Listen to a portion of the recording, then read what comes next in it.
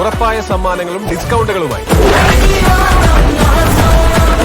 അപ്പോൾ ഒരു പാട്ട് കൂടി നമുക്കൊന്ന് പാടാം. അപ്പോൾ നമ്മുടെ അനാർക്കലിയെ കൈ കിട്ടിയിട്ട് ആകെ 2 പാട്ടേ ആയിട്ടുള്ളൂ. പ്രേക്ഷകർ പരാതി പറയുന്നു, കൂടുതൽ പാട്ടുകൾ വേണം എന്ന് ആവശ്യപ്പെടുന്നുണ്ട് പ്രേക്ഷകർ. അപ്പോൾ ഇനി അടുത്തൊരു പാട്ട് കൂടി. അപ്പോൾ ഈ തീവണ്ടിയിലൊക്കെ പോകുമ്പോൾ റൊമാൻറ്റിക് ആയിട്ടിരിക്കുന്ന സമയത്തൊക്കെ വരുന്ന പാട്ടുകളില്ലേ, അത്തരം ഒരു പാട്ട്.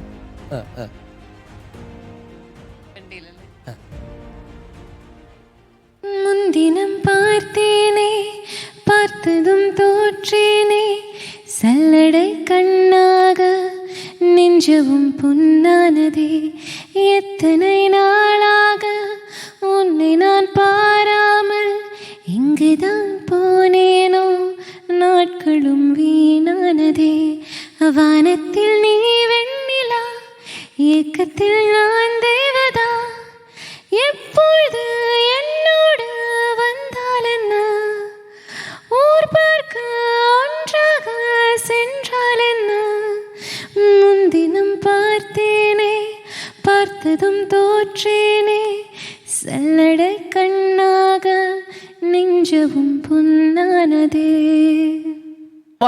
Super, excellent.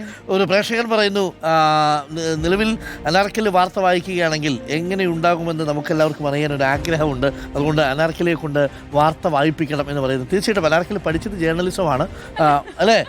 മാർവേലസിലാണ് അനാർക്കലി നന്നായിട്ട് വാർത്ത വായിക്കും.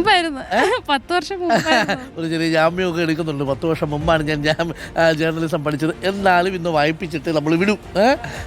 അപ്പോൾ നമുക്ക് ഇടവേളയ്ക്ക് ശേഷം തിരികെ വരുമ്പോൾ അനാർക്കലിയും വാർത്ത വായിക്കുന്നുണ്ട്. നമുക്ക് ഓണാടോ പാട്ടില്ലേ, അതുകൂടി ഒന്ന് കേൾക്കാം. വൈബാക്കി മാറ്റാം ഇക്കുറി ഓണം. പ്രിയപ്പെട്ട പ്രേക്ഷകരെ, സമയം ഇപ്പോൾ 8 മണി കഴിഞ്ഞ് 43 ആയിരിക്കുന്നു. അരുൺ സാറേ, എൻ്റെ അണ്ണൻ്റെ ഷർട്ടാണല്ലോ ഇട്ടേക്കുന്നത്, ഇങ്ങ് തന്നിട്ടേ പോകാവൂ എന്ന് സുമാ ഭാസ്കരൻ പറയുന്നുണ്ട്. ആണോ ചേച്ചി? ഈ ഷർട്ടാണോ ചേട്ടൻ്റേത്? പിടിച്ചോ.